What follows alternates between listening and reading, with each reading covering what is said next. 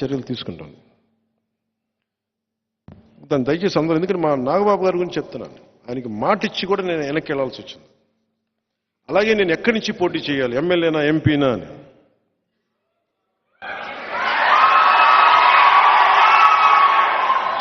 మీరు చెప్పండి. ఒక నిమిషం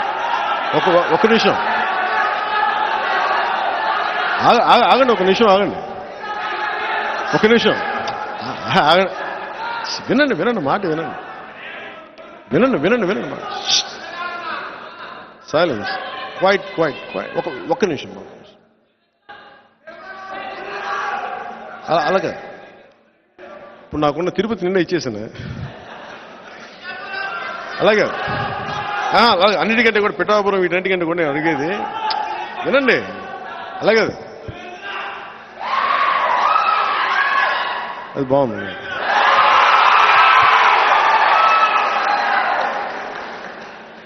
ఇది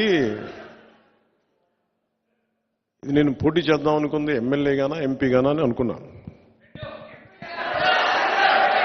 సమస్య ఏముందంటే చాలామంది పెద్దలు నన్ను కోరుకున్నారు మీరు రెండిట్లో పోటీ చేయమని. కానీ కన్ఫ్యూజన్ ఏముంటుందంటే క్రాస్ ఓటింగ్ ఉంటుందా, నిలబడతామా లేదా, ఇవన్నీ ఉన్నాయి. అది ఎలా చేద్దాం ఏంటి అనేది ఇంకొద్ది రోజుల్లో ఒకటైతే ఖచ్చితంగా చెప్పగలను.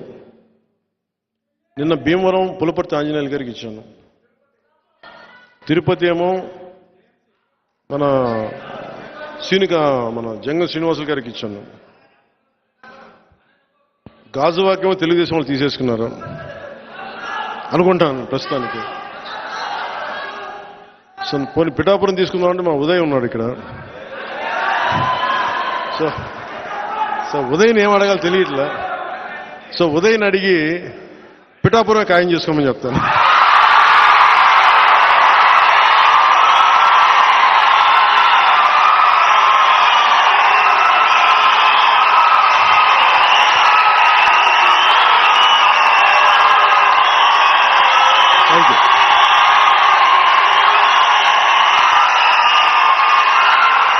పిఠాపురం 2009 నుంచి కూడా 2009 నుంచి కూడా 2009 నుంచి కూడా అందరూ 2014లో పార్టీ పట్టగానే ఫస్ట్ నాకు పిఠాపురం నుంచి అడిగారు పోటీ చేయమని. మళ్ళీ తెలంగాణలో అడిగారు పోటీ చేయమని, మళ్ళీ పిఠాపురం నుంచి వచ్చింది, 2 చోట్ల నుంచి వచ్చింది ముందుగా. కానీ పిఠాపురం నేను ఎందుకు పోటీ చేయట్లేదు లాస్ట్ టైం అంటే, నేను రాష్ట్రం కోసం ఆలోచించేవాడిని. నేను నిజంగా చెప్పండి, నా ఎన్నికల గురించి నేను ఎప్పుడు ఆలోచించలే. నేను మ్యాక్సిమం అనుకున్న అనంతపురం అర్బన్కి నిలబడదాం, వల్ల అనంతపురం జిల్లాలో నిలబడదాం. అందుకు 2015లో పార్టీ ఆఫీస్ అక్కడి నుంచే ప్రారంభించాను, మంగళగిరి నుంచి ప్రారంభించాను, అక్కడి నుంచి ప్రారంభించాను, అనంతపురం నుంచి. కానీ దాన్ని ఇప్పుడు నేను ఒక బాధ్యతను మోస్తున్నప్పుడు, నేను ఒక బాధ్యత ఇచ్చినప్పుడు దాన్ని మోసుకెళ్లే వ్యక్తుల సమూహం లేదు నాకు అక్కడ. అందుకని వదిలేయాల్సి వచ్చింది. తిరుపతి ఆల్రెడీ ఇచ్చేసి మనం ఎన్నిసార్లు చెప్పాలి. ఇప్పుడు ఇదేంటంటే జనసేన పవన్ కళ్యాణ్ పిఠాపురం నుంచి పోటీ చేస్తున్నారు.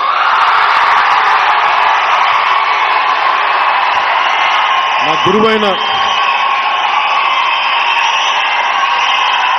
గురువు దత్తాత్రేయుల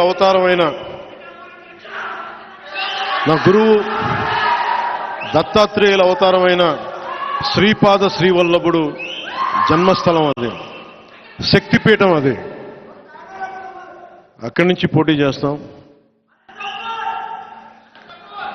అనంతపురంలో కొడదాం తర్వాత భవిష్యత్తులో. ఇప్పుడు పొత్తు కొట్టనే, తర్వాత జనసేన కొడదాం.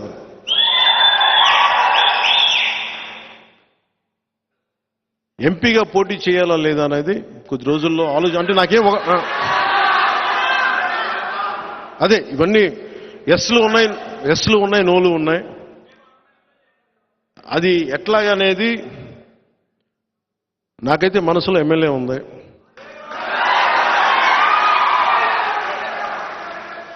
అందుకని నేను దాని మీద ఏం వ్యాఖ్యానించట్లేదు. పెద్దలతో మాట్లాడి నా నిర్ణయం చెప్తాను వాళ్ళకి.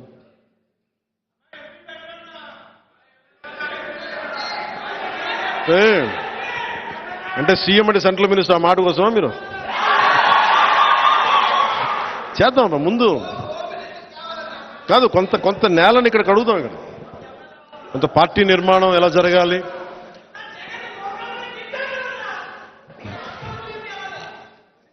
ఎక్కడికి అంటే ఇవన్నీ కూర్చోబెట్టుకొని ఇవన్నీ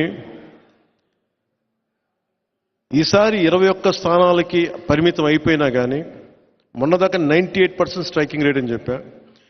ఇప్పుడు 100% కొట్టాలి.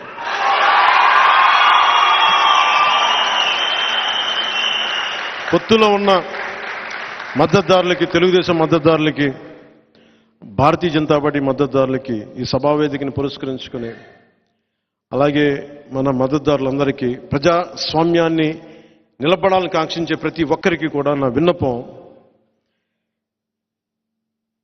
ఈ ఎన్నికల్లో 21 సీట్లు మాకు సంపూర్ణమైన మెజారిటీ ఇవ్వండి. మాకు సంపూర్ణమైన మెజారిటీ ఇవ్వండి.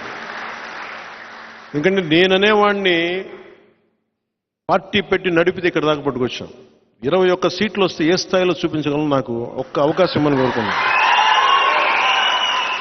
నేను జగన్ లాగా ఏమి పని